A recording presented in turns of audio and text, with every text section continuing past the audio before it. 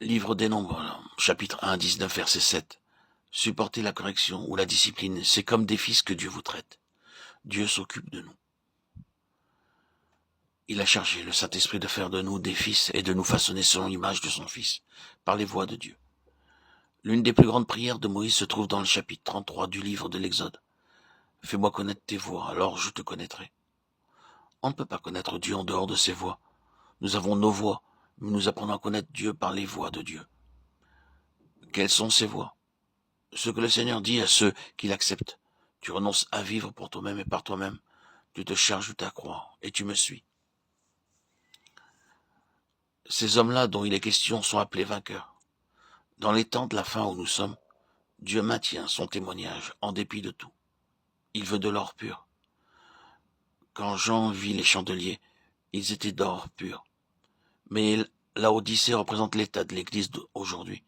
Certains parlent de réveil, mais si nous lisons la parole de Dieu, nous ne trouvons pas de réveil dans les temps de la fin. Le monde est dans un état lamentable et l'Église est dans la mort. C'est le message à l'Église de la Odyssée. Tu crois que tu es riche, mais tu es pauvre. La Odyssée, c'est l'état du peuple de Dieu aujourd'hui. Il suffit de lire les 7 lettres aux églises du chapitre 3 de l'Apocalypse pour s'en rendre compte. N'allons donc pas au-delà de la parole quand nous parlons de réveil. Il est ahurissant de voir comment les esprits séducteurs répandent des doctrines de démons, des enseignements erronés. Ces doctrines se propagent comme le vent. Lisons dans le livre de l'Apocalypse, chapitre 3, des versets 15 à 17. Je connais tes œuvres, je sais que tu n'es ni froid ni bouillant. Puisses-tu être froid ou bouillant? Ainsi, parce que tu es tiède et que tu n'es ni froid ni bouillant, je te vomirai de ma bouche. Parce que tu dis, je suis riche, je me suis enrichi, et je n'ai besoin de rien. Et parce que tu ne sais pas que tu es malheureux, misérable, pauvre, aveugle et nu.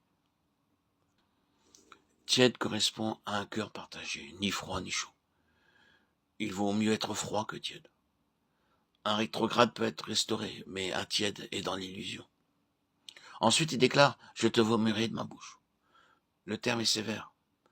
Il sous-entend que Dieu ne supporte pas la tiédeur, alors qu'il peut ramener un chrétien à tomber très bas, mais pas un tiède, parce qu'il vit dans l'illusion.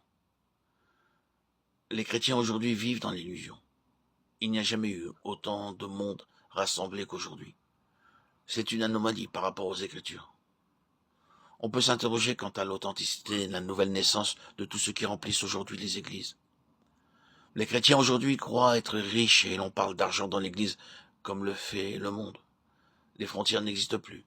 Ce que nous voyons dans le monde, nous le voyons dans le peuple de Dieu. L'argent ou mammon, c'est la mort spirituelle. Si Dieu se sert de vous pour faire son œuvre, il y pourvoira. Le Seigneur dit aussi, je te conseille ou je t'exhorte. Nous remarquons la sagesse et la bonté de Dieu. Il ne dit pas je t'ordonne, mais je te conseille. Tu peux encore accepter ou refuser, mais à ta place, voilà ce que je ferai. Maintenant, c'est à toi de choisir.